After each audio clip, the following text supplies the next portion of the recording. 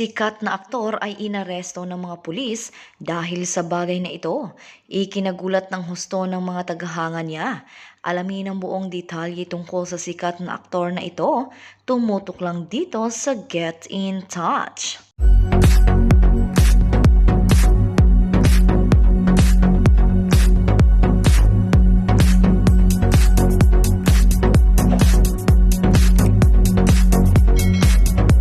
Arestado ang aktor na si Jake Cuenca matapos umanong mabangga ng kanyang sasakyan ang service vehicle ng mga pulis. Ayon sa report, naganap ang insidente kahapon dakong alas 9 ng gabi sa Mandaluyong habang binabagtas ni Jake ang kahabaan ng Show Boulevard.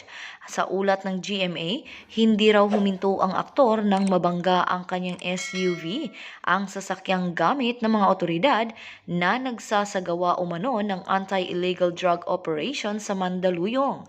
Ayon kay Eastern Police District Director, Police Brigadier General Mateo Bakay, napilitang habulin ng mga pulis ang sasakyan ni Jake nang magtuloy-tuloy lamang ito na parang walang nangyari. Naabutan naman ng mga responding pulis ang nasabing sasakyan sa may Show Boulevard sa Pasig City at doon na nga nila nalaman na si Jake nga ang nagmamaneho ng SUV.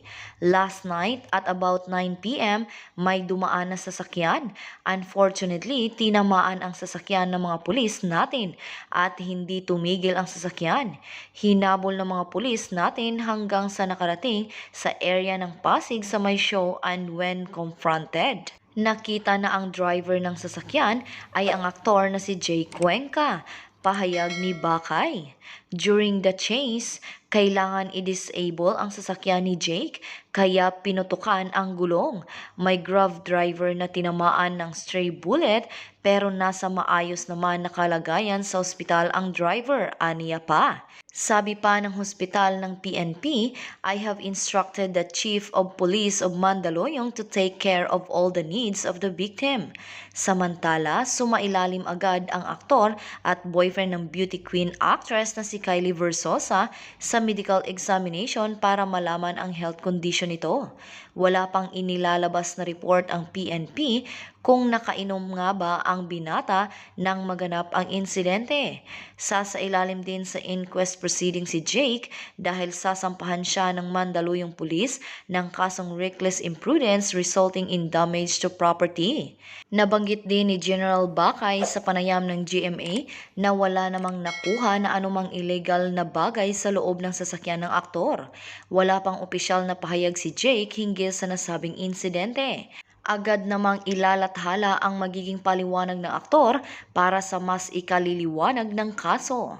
Sa kabilang banda, iimbestigahan ang mga pulis na bumaril sa gulong ng sasakyan ni Jake Cuenca nang magkahabulan kagabi sa kabaan ng Show Boulevard sa Mandaluyong.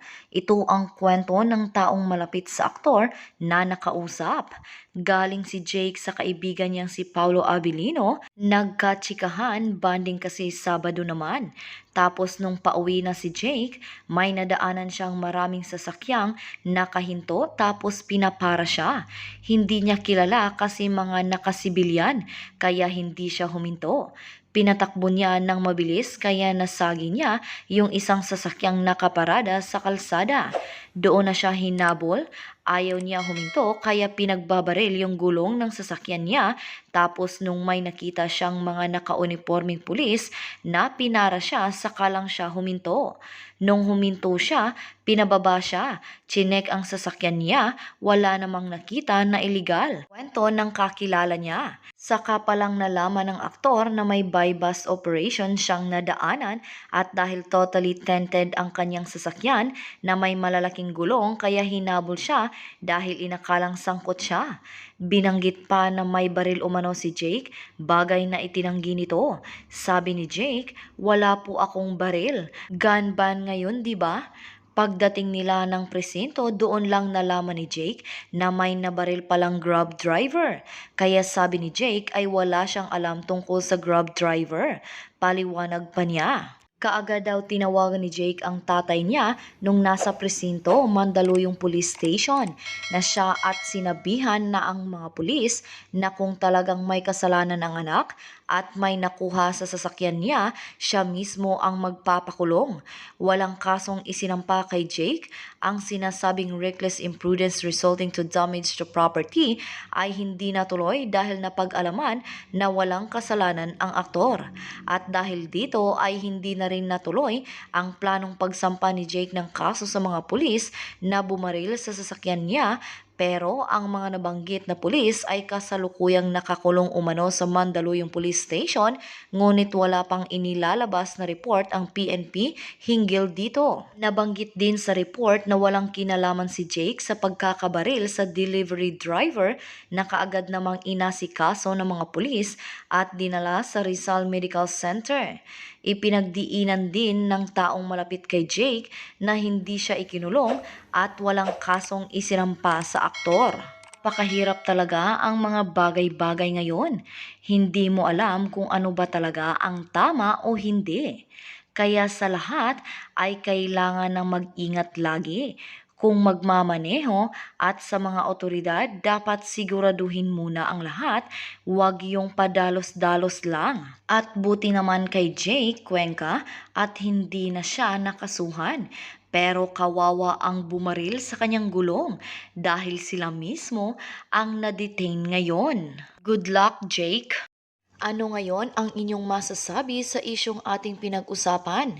Kung meron man kayong mga komento o reaksyon, mag-comment lang kayo sa comment section na may respeto at hindi pa mamahiya sa kung sino man. Kung gusto nyo pa ng ibang mga update tungkol sa inyong mga paboritong artista, pwede nyong i-click ang link na makikita nyo sa description ng video. At sa hulihan ng video, pwede nyo ring i-click kung interesado kayo na panoorin ito. Makikita nyo rin sa bandang itaas ng video na may lumalabas na I button. Maaari nyo ring i-click para mapanood ang mga huling video na in-upload ko. At ang pinaka-importante ay huwag po ninyong kalimutan na mag-subscribe, like, share at i-click ang bell notification para maging updated po kayo sa lahat ng mga videos na ina-upload ko sa channel na ito. Maraming salamat din po sa palaging panunood, pagsubaybay at walang sawang pagtangkilik sa aking channel. God bless you po. At sa mga hindi pa nakasubscribe, i-click nyo ang subscribe button para hindi kayo mahuli sa mga balita tungkol sa inyong mga paboritong inaabangan. Hanggang sa susunod kong upload.